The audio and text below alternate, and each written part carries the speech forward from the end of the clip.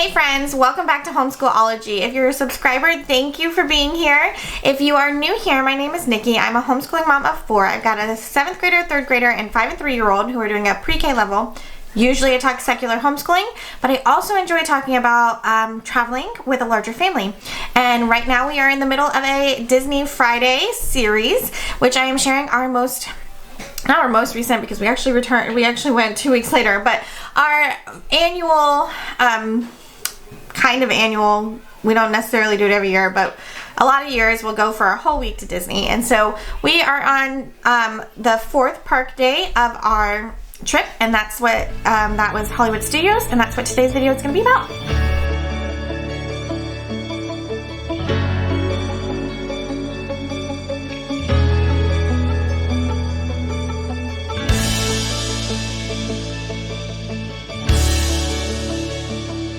So as I said, this video is Hollywood Studios. Hollywood Studios is actually my favorite park. I know, like, I do love me some Magic Kingdom, and it is kind of the one that we will go to if we are only going to one.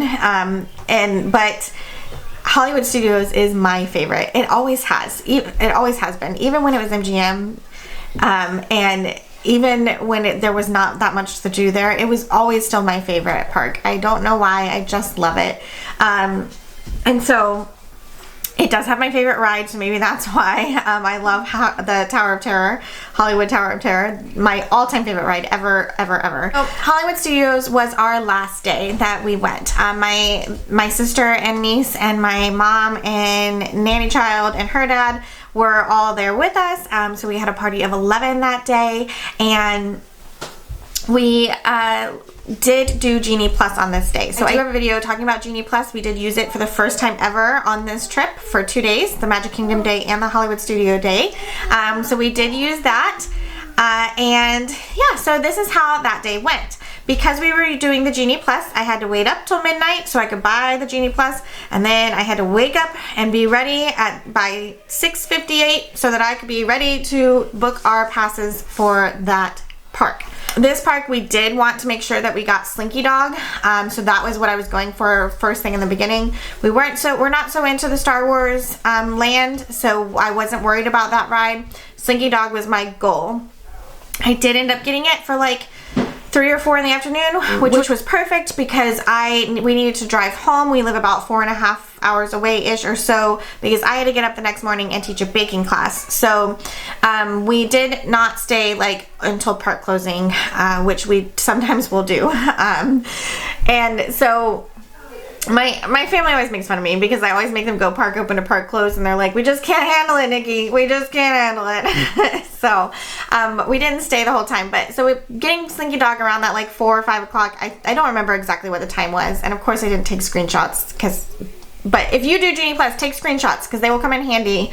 It is Disney's technology. While it is good, it is not great, and things do fall through the cracks. So just make sure you're taking screenshots when you do these things so that you have the proof of having it.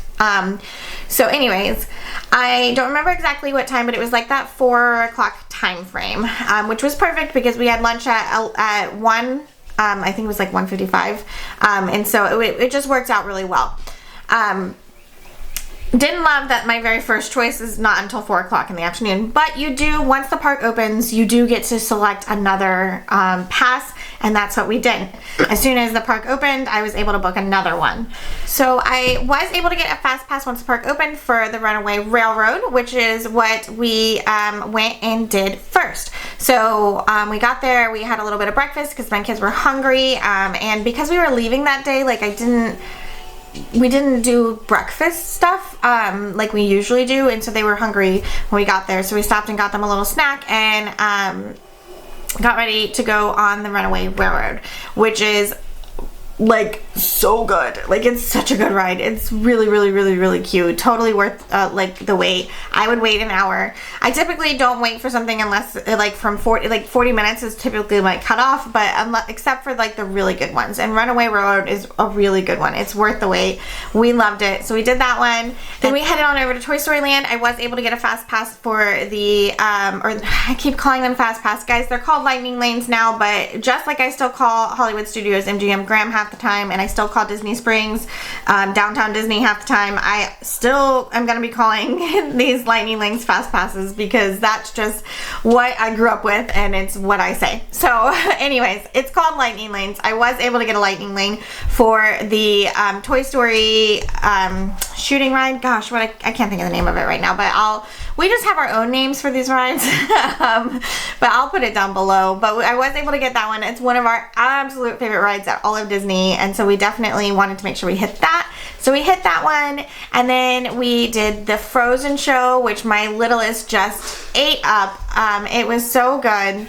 Then we did walk through Star Wars because my family had not seen, some of my family had not seen the Star Wars land, and it is, even if you don't want to ride the rides over there, like, you should walk through the land. They did such a good job, and there's normally stormtroopers walking around, and it's a good thing to visit anyways. We did do the Muppet Show. My oldest daughter loves the Muppet Show, so we did that, and then we headed over to the 50s Primetime Cafe for lunch. So we did that. We had never eaten there because my husband is vegan, and they didn't really have very many vegetarian options or vegan options at all on that menu. So we never really put that on our radar. One of our favorite restaurants there is the Sci-Fi Drive-In, but you can almost never get a reservation for that. You get to sit in like a little car, and there's a big TV or like movie screen, and it's a really fun experience. If you can get that one, get that one.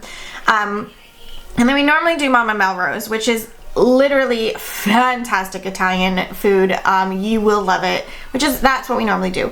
But this time we wanted to try something different, so we did the 50s Primetime Cafe, which was my first time there, and it was delicious. Like, it was so good, totally worth it. The atmosphere is fun. It's a 50s themed like home that so it's like home cooking, and the waitresses are actually like, it's one of the ones where they're not rude to you, but it's one of the ones where like they're really in character, so they're telling you to make sure you eat your vegetables and make sure you're sitting right, get your elbows off the table, like they're kind of like your mom in the 50s, and it's super cute. It was a great experience. We really enjoyed it, and the food was excellent. Honestly, I preferred it over, we did Tony's Italian restaurant and Magic Kingdom the day before, and I preferred the 50s Primetime Cafe. It was super good. So we did that, and then after that we headed over to Tower of Terror. The people who wanted to ride Tower of Terror, which was only me and my husband and my middle daughter, we went into Tower of Terror while the rest of the family waited for the Belle show, or the Beauty and the Beast show. That's right there by that. That's a great thing, like if you have little kids, that is a great way to handle the non-coaster riders and the coaster riders, because the Aerosmith ride and the Rock and Roller Coaster and the Tower of Terror are like right there, and the Beauty and the Beast show is right here. So like, you can let somebody take the little kids to Beauty and the Beast while you go do Tower of Terror or the Rock and Roller Coaster. So that's a great strategy and a strategy we've used for a long time. The show is probably only like 30 minutes, so they might finish early. There's ice cream right across the way, or you can have a snack set up or whatever. So wait times tend to be kind of long, so unless you have fast passes for that, or lightning lanes for that, it used to be a better strategy than it is now, but that's what we did. And then we did go and watch Beauty and the Beast, and then we headed back over to Toy Story because about this time is the time our Slinky Dog reservation was. So Slinky Dog was the last thing we did. We hit that, and we were able to head on home after that. So it was a great day. We had a great time. We saw everything we wanted to see. The Genie Plus system worked great. It was just a really good day. I wish I could ride the Hollywood Tower of Terror 5 times in a row. I didn't get the chance to do that. A lot of times we'll do child swap, so I will get to ride it at least twice. But it's still, like, we had the best day. We enjoyed being with family. It was just a really good day. I love Hollywood Studios. It's totally worth it. One of my favorites. The show, the Frozen show is great. That Runaway Railroad ride, guys, and the Toy Story ride, I swear, I feel like Hollywood Studios has the best rides. They're all great. They're like all my favorite. And so it was a really good day. So I'm hopefully I've shared videos and pictures of things that we did throughout the video here. If you have questions about Disney or doing Disney or tips and tricks that you want to know about or anything, comment down below. While you're down there, I hope you would subscribe to the channel and ring that notification bell. We're getting really close to that 1,000 mark, so I'd really love it if you guys would share with your friends. And don't forget, you can always find me over on Instagram at Homeschool-ology. And I think that is all I'm going to share with you guys today. So I will talk to you guys again real soon. Bye.